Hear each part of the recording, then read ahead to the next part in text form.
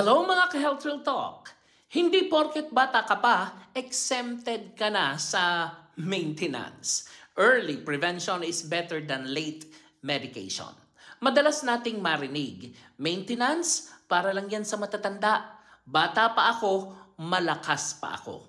Pero ang real talk, ang sakit hindi namimili ng edad. At sa panahon ngayon ng fast food, puyat, stress at instant ang everything, ang maintenance medicine minsan nagsisimula na kahit wala ka pang 30 years old.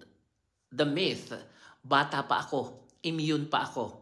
Pero ang totoo, hindi edad ang basihan ng kalusugan, kundi lifestyle. Kung araw-araw kang kulang sa tulog, lagi kang nagkakape imbes na kumain, at stress ang almusal mo, di anong inaasahan mo?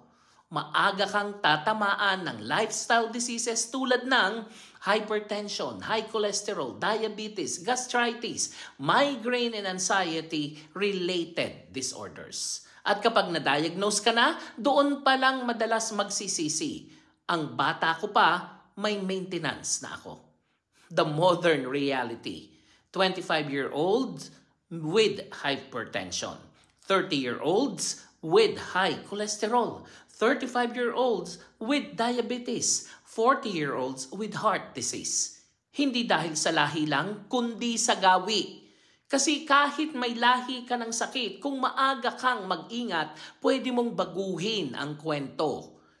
Health Real Talk, prevention is the new maintenance. Ang pinakamagandang maintenance ay yung hindi gamot. Yung lifestyle mo pa lang, gamot na sa sarili.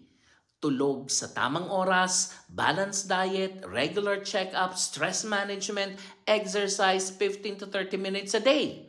Dahil kung ngayon palang aalagaan mo na ang katawan mo, hindi mo kailangang magtago ng reseta sa pitaka mo pagtanda mo. At ang practical reminder, huwag ipagpaliban ang check-up. Hindi mo kailangan hintayin magkasakit bago magpatingin. Huwag i-romanticize ang puyat, hindi productive ang katawan na pagod. Kumain ng gulay, hindi lang pansit canton. Nutrition ang puhunan sa mahabang buhay.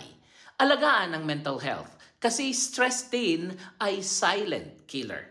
At ang Health Real Talk, hindi kailangang hintaying maging senior bago mag-alaga ng sarili. Kasi kung ngayon pa lang pinapabayaan mo na, bata ka man sa edad, matanda na ang katawan mo.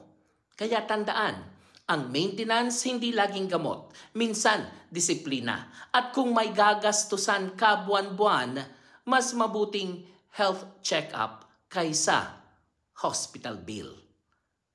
Ako po si Arlene para sa Health Real Talk. Have a nice day everyone.